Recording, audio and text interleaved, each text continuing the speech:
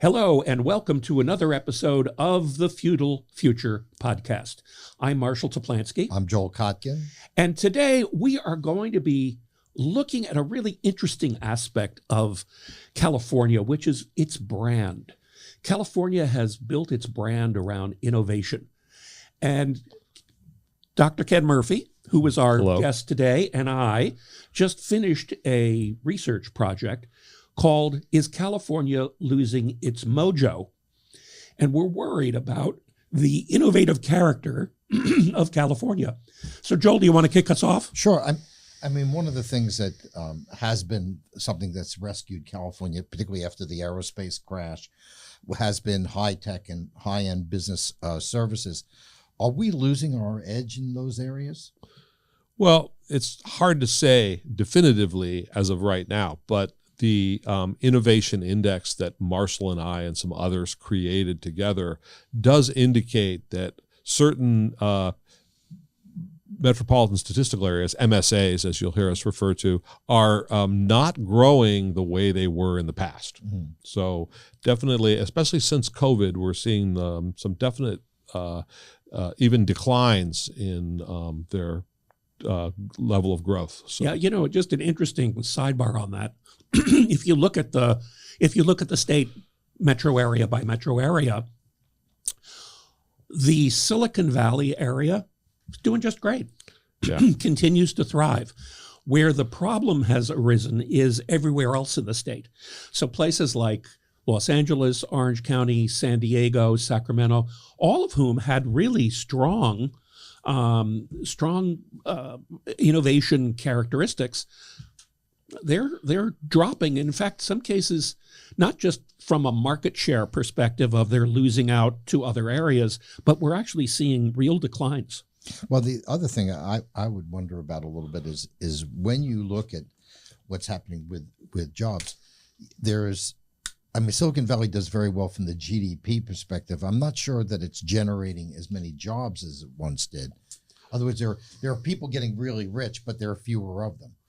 Yeah, Silicon Valley's still a powerhouse. I mean, in all the data we look at, Silicon Valley is the number one sort of innovative job place. I should be clear about this. We use a set of job categories in most of our analysis, which are 50 job categories.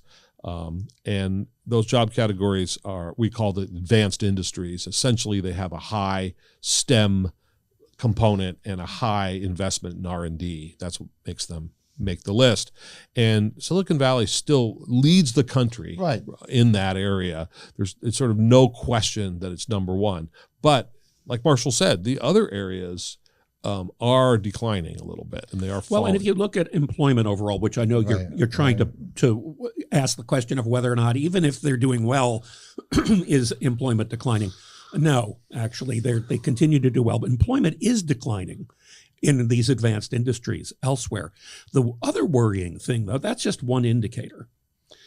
The other worrying thing, and we found this in our research, is if you look at what the innovative industries are actually producing from an economic perspective, right? Are they, regardless of whether they're hiring people or not hiring people, are they in fact producing more? And what's the growth rate of that production?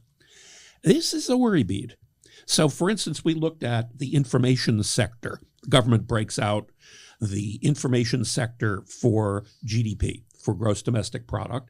And what we found is that historically, California always has outpaced the rest of the country in terms of economic growth, GDP growth.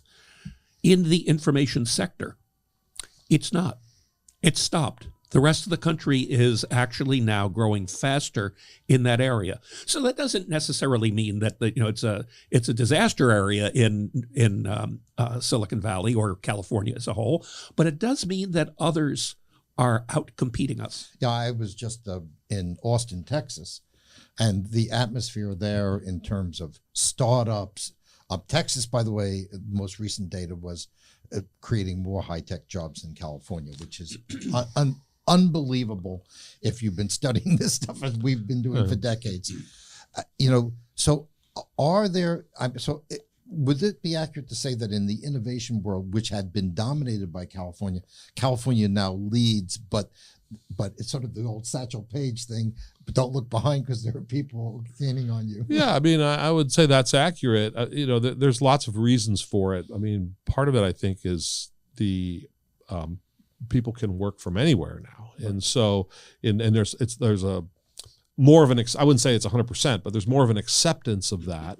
And so if you can still work for a company that may be headquartered in Silicon Valley, but you could work from any place, maybe you want to choose a place that's less expensive to live, for example, or which I think is exactly what's happening. I think you're right. The other, now this is not a doom and gloom scenario. There are other indicators that are showing that California is continuing to be an innovation leader. One piece of data is the amount of venture capital money that is going into California ventures and is coming from California. So even in the worst case, where venture investors are deciding to put their money into investments in other states, the fact that the wealth is here and that the funds are here gives us cover fire. But I think that this leads us to the more important issue in my mind, which is the neo-feudalist, which is you have an economy where there's a few sectors that still are very strong. I mean, you've got 3 or 4 of the wealthiest companies in the world headquartered within 20 miles of each other. I mean, it's, exactly. So that you have, but the rest of the state doing badly. The fact that aerospace, which used to be a big employer here in Southern California, that business and professional service growth is low, even in the Bay Area. I think that means that young people in California, particularly minority populations, they have no place to go in this economy. I mean, how many PhDs from Indian Institute of Technology can we keep employing? Yeah. How about the graduates of San Jose State? I mean, it's hard to say. I wouldn't paint quite as gloomy a picture as you would. I would say it's maybe our growth is slowing, and that could portend bad things in the future. In other words, we're not growing the way we were, especially in San Diego. We saw San Francisco. Yeah, I mean, San Diego was a dominant in our sort of index that we created. San Diego was like number 4 in the country. It's starting to slip down now a little bit. And you said Orange County as well. Yeah, Orange County's definitely slipped. I mean, I'm more familiar with Orange County because that's the one I think about the most. We were 11 or 12 when I first started tracking this a few years back, and now we're down to 16th in the ranking of 50, the 50 largest. And what would be a nicer place to live than San Diego? Yeah. Oh, and by the way, Los Angeles' decline is also quite precipitous. I mean, Los Angeles is more tricky because, industries like the media industry, a lot of the media industry, film industry is not in our index, right? It's not considered an innovation industry. Having lots of problems. Indeed. And that, I think that personally, if I were a leader in California, I'd be worried about that because, reading these stories of sort of middle-class participants in the industry, makeup artists and all sorts of other technical people not being able to get their gigs that they used to get. And of course, their work is more piecemeal, right? They work project to project. And now they're not being able to make ends meet. That's terrible. Well, and part of that is because, the law of ultimate competition has seen a growth of facilities outside of California. I mean, look at Atlanta as an example. Well, I was just meeting with somebody from who's Hungarian, and they've built 2 big studios in outside Budapest. Yeah, I mean, and if you take a look at movies like many of the movies that you watch now, particularly a lot of the streaming, it's made in Norway, it's made in but particularly in Eastern Europe, Bulgaria, Romania, Hungary, where it's much cheaper because they're not on the euro. Well, and if you have talent, if you have irreplaceable talent, you can fly them to Bulgaria. But much of the talent is highly replaceable. Yeah. Well, and one of the interesting things is that the high end, if you want entertainment talent, London can do as well as any place in this country, and is much cheaper.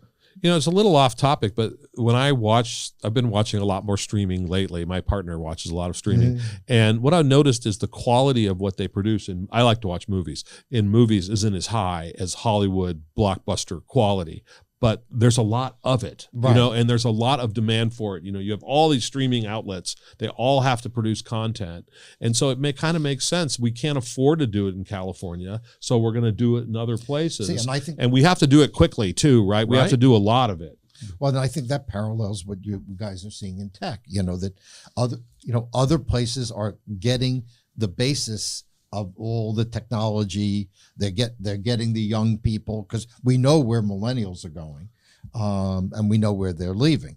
And so longer term, I'm a little bit concerned about this trajectory, even in tech, and certainly in business and professional services, which is by far the largest high-wage sector. Well, and we worry about, as business school professors, we worry about whether or not people are going to pursue business education if there's no opportunities, or the opportunities have dropped. So it's definitely a high-profile thing. To me, the big question mark is AI. Yes. Because, you know, of course, there's every scenario about AI is going to put everybody out of work, and we're going to go back to Luddite England, and, you know, nobody's going to have a job at the looms anymore. But what I see happening in AI is the platform wars of what platform you're going to use to be able to host your AI application on, and the core algorithms and guts of what goes into AI, that's kind of getting settled out. We're seeing that consolidating among a relatively small number of players.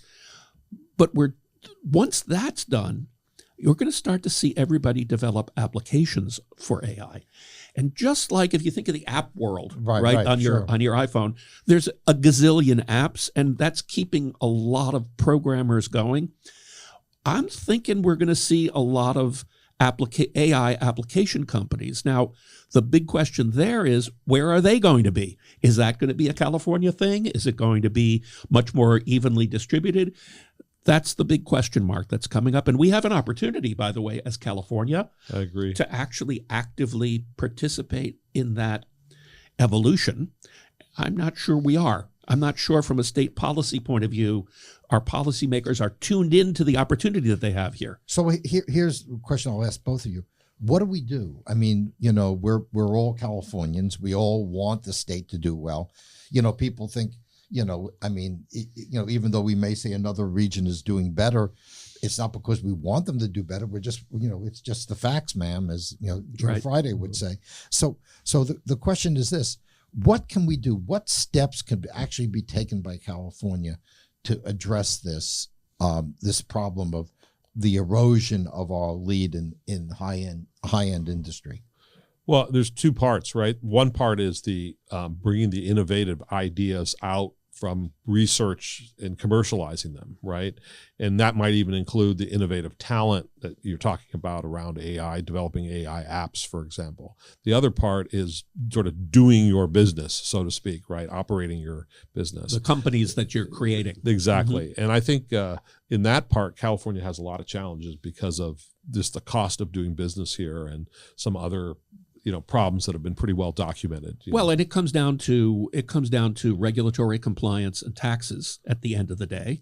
And so, just as we've been saying, Joel, for the last 3 years, that California needs to revise its regulatory regimen to allow growth to happen, it's no different here. The one thing that might be a little different, though, is the issue of subsidies. So we're all worried that the movie business is going to move out, right? How do we handle that? We basically bribe the companies to stay here with tax incentives. So then you're competing with everybody else who's also bribing them, who's also bribing them, right? And so I don't know, but it seems to me there are incentives that we could put in place for newly emerging software companies, like maybe it's a R&D tax credit, maybe it's some kind of incentive to hire more coders here or more programmers here. Because that ties to the H-1B issue, which has become quite controversial, which is where I agree with Musk that, you want to have, if you've got some brilliant guy from India or China and he wants to come to the United States, let's make him a citizen and bring him in. Right. But a lot of the H-1B was taking jobs that used to go to San Jose State. We have got to provide a road of opportunity for our emerging working class and middle class populations. Well, and let's get ourselves out of the tech world for a moment and address that question of how are we going to get jobs for the rest of us, right? And one of the things that came out of our research, actually, which is kind of interesting, which is a positive element, is that the number of businesses forming and the number of new business applications is growing. And so where is that coming from? That's coming from working class people who are basically saying, okay, I'm going to start something. I'm going to take the entrepreneurial risk. Yeah. Right. It could be anything from, a taco truck to a new software company. Right. But that's a very positive thing. Now, what are we doing to nurture those kinds of emerging businesses? Well, I think nothing. I hear from every business, particularly when I'm in Texas, they'll say, I tried to do this in California and it took so long. Yeah. I just moved to Austin and I did it in 2 days. Right. Or Dallas or Houston, it doesn't really matter. We're in Texas. But what I'm trying to understand is, why is there no focus on this? I mean, if we're going to lose a lot of big corporations outside of tech, which has been definitely the case, then we have to substitute it with something else, which is on the grassroots level. Why is nobody focusing on that? And why do they keep adding more and more regulatory burdens? So here's my theory about that. I just recently had a discussion with somebody that opened my mind to a new way of thinking about it. Here's what I think the political establishment is thinking. How do you use the words political establishment and thinking in the same sentence? Very good. So their mindset is, it's a privilege to be in California. This is what I think our state legislators think. It's a privilege to be in California as opposed to someplace else. And along with that privilege comes the responsibility of supporting the rest of society. And so therefore, if you're going to get the privilege of opening a company in California, you're going to have to accept the burden of subsidizing the state. And I think that's just not going to get us where we want to go in terms of the growth mindset that we need to be able to create new jobs and companies. But I do think that's where the mindset is. So if you ask why aren't we doing it, I think it's because I don't think the legislators have their minds tuned the right way. Well, but I think there's also the factor, the vast majority of legislators, particularly in the Democratic majority, have no idea how the private sector works. I mean, they have no idea that, well, if you artificially cap this, it's going to come out someplace else. And the other thing that I think is really critical is that the legislators have imposed on California businesses saving the climate, for instance, which means if I'm running a business, let's say give you an example, building batteries, that's supposed to be something you want.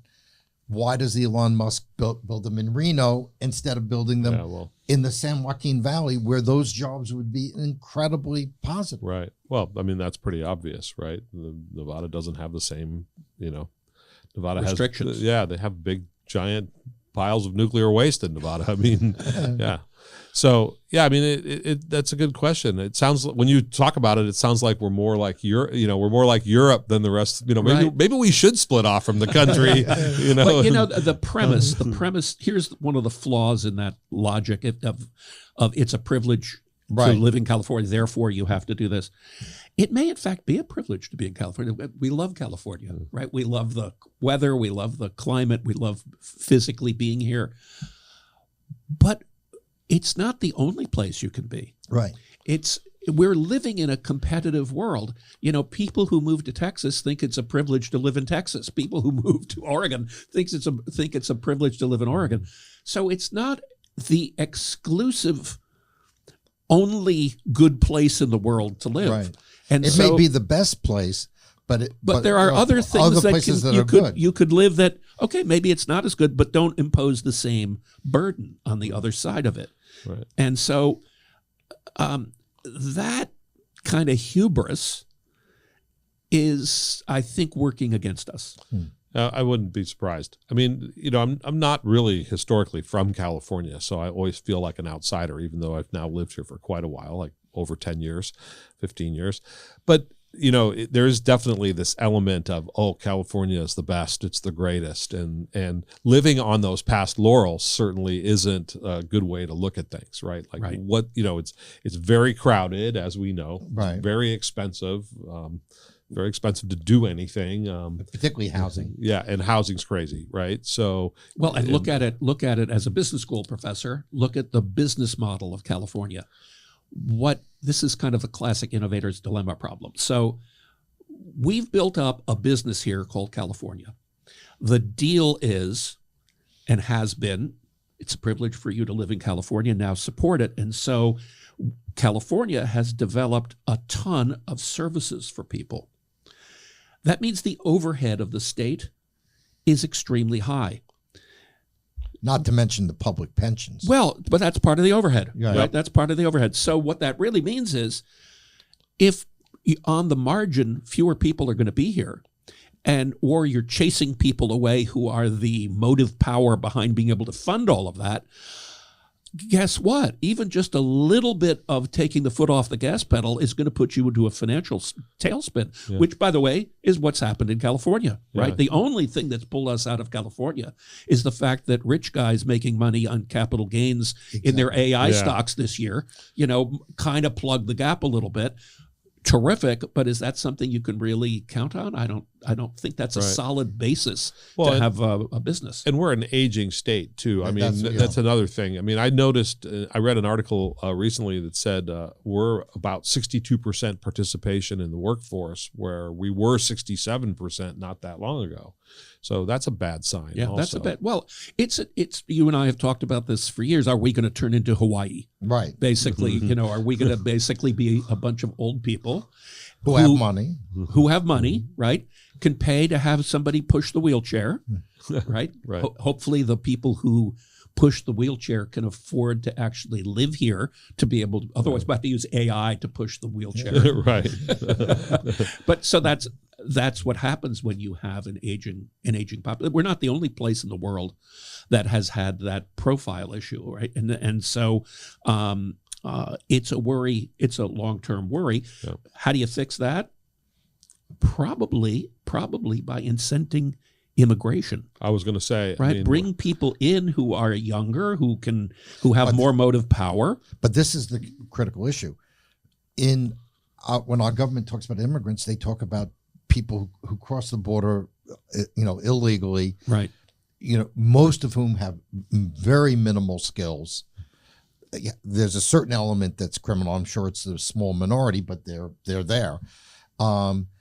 Yes, we need immigrants. We need people who can start businesses. We need machinists. We need people with skills.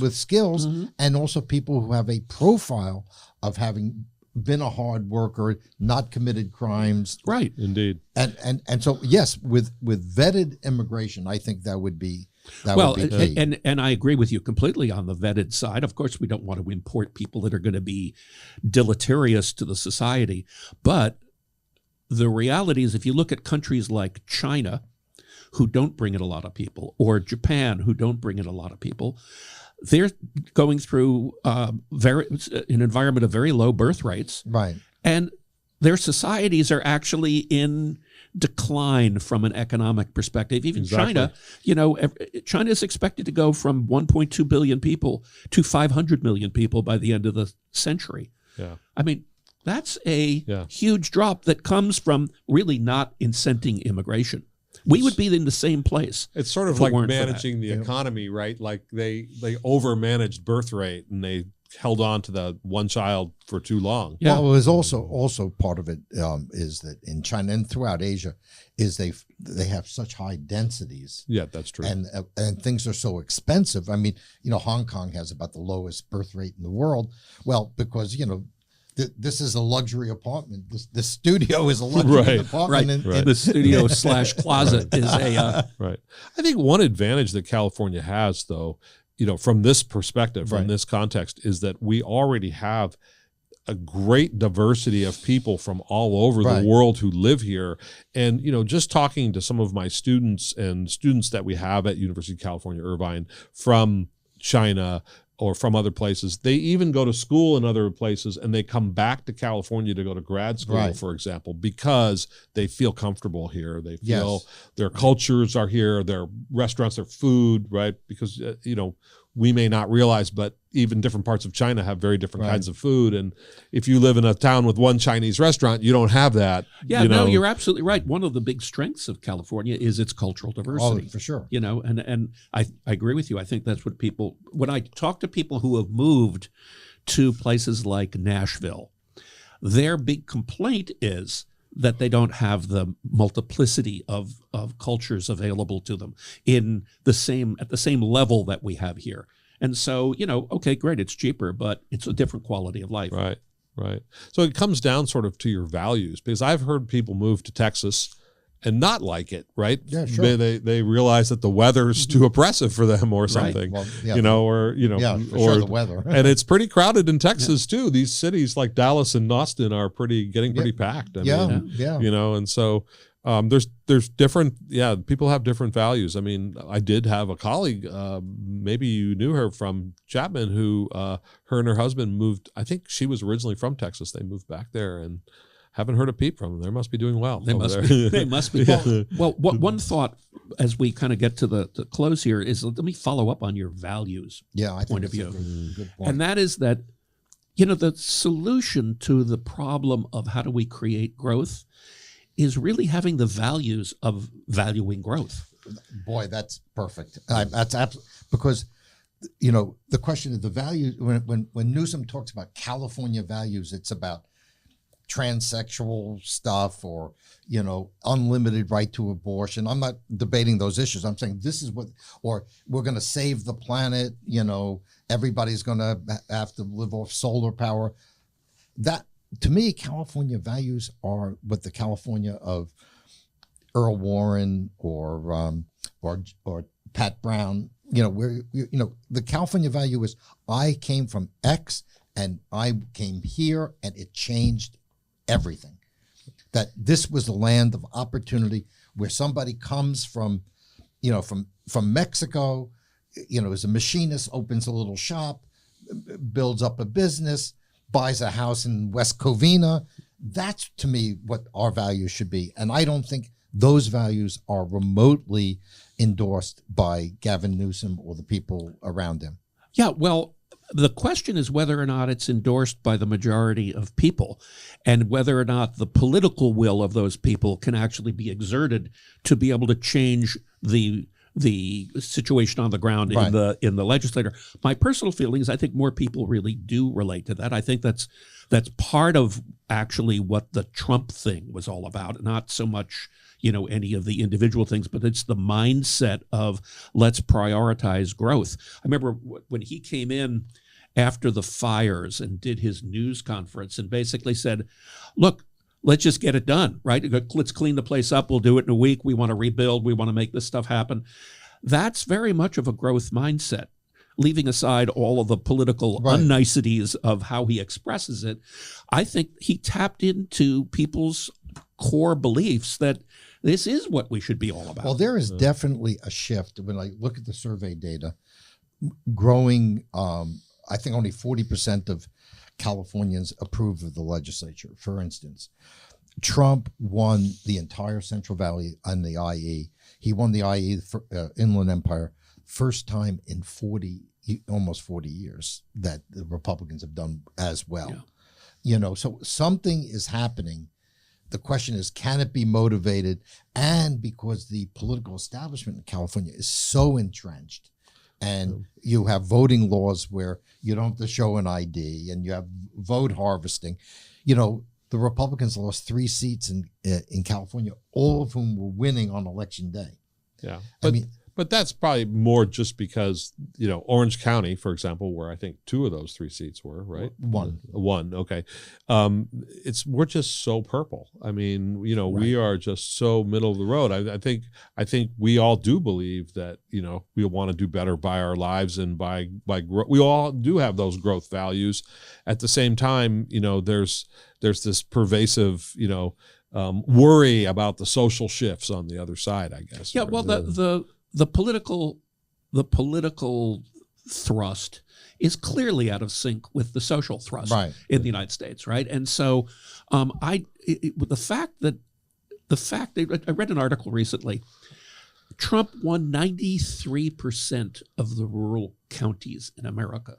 93%. Now, if you look at the economic environment in rural counties, it sucks. Right, employment is down. It's actually doing considerably better than it was. But people are actually very worried about it, and I think what they're thinking, and this is the point that I wanted to make, is that people, I think, are increasingly worried about the future, and where things are going, and what it's going to be like AI for their is part kids. Of that, of course. Yeah, right. Of course, it's all these new things are worrying to people. Yes, and I think what people are saying is, it's not working. The current political system is just working at odds with where we want to go economically and socially. Mm-hmm. It's time to change things. And I think that's the environment we're in. And I don't think that the Democrats in California, for instance, have really tuned into that. No, and I think the positive is that there are signs inside the Democratic Party of some rejection. You have a new mayor of San Francisco. Mm-hmm.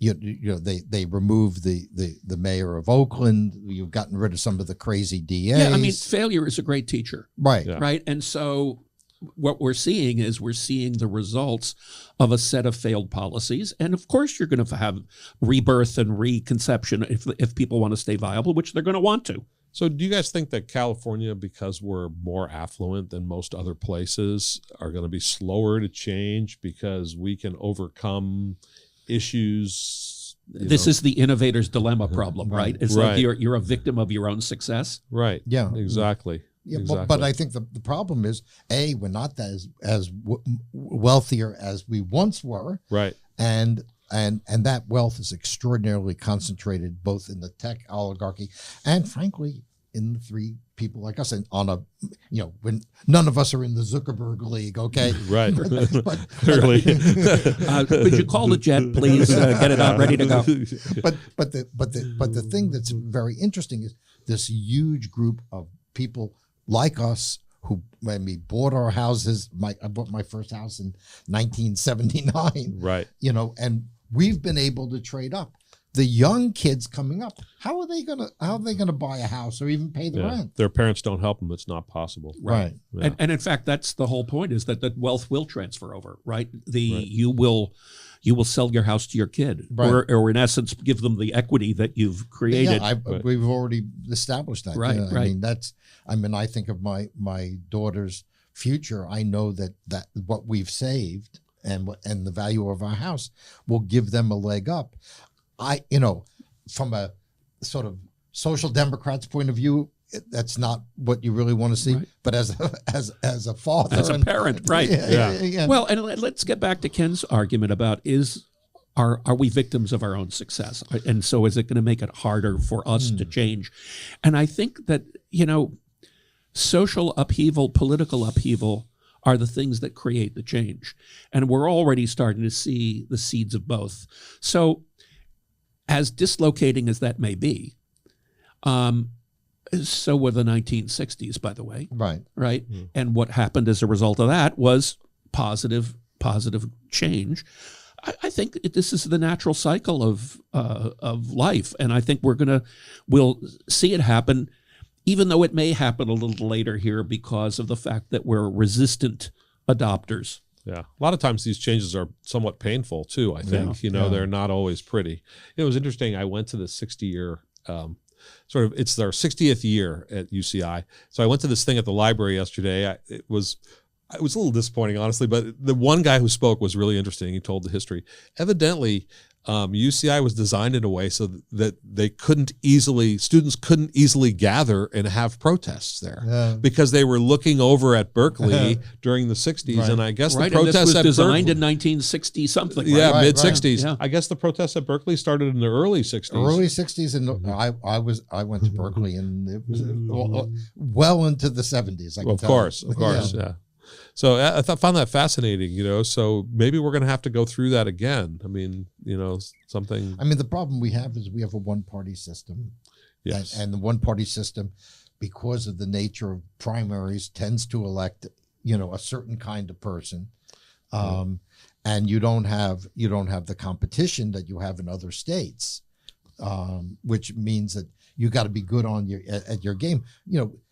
I mean, Gavin Newsom is not particularly seen as a great governor, but how are you going to get rid of him? You never will. Well, look, I think the thing that I see is that this is a natural phenomenon of long wave economics, right? This is the way society has worked for centuries, where you have 60, 70, 80 years long wave.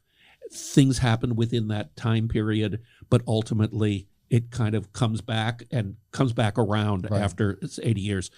And I think that's kind of where we're at, right? We're now the generations that created the environment that we're in now are dying off, right? The World War II people that actually came out of World War II in their 20s set the tone for society, and now, are dead. Well, they're going to be replaced by something. And so that's kind of where we're at right now. But the question is, will California maintain its innovative character through this fundamental change? So let's give Ken the last word. So he's our guest. I mean, it's really hard to say. I think the university, not trying to brag, but I do think the university system in California is amazing. And it's the largest employer in the state of California. There's 200,000 plus employees. There's more PhDs that work for the University of California than any institution on earth. So in some sense, we have the know-how here. The question is what we do with it, I think, and how we make it possible for that know-how to create new businesses. That was the other part of what I was mentioning earlier, and how we then make sure those businesses have a positive economic effect on California. Well, maybe he should run for governor. All right, I nominate him. Ken, thank you very much for joining us. Thanks for asking me. Joel, I had a great conversation as always, and thank you for tuning in to another episode of the Feudal Future Podcast. The Feudal Future.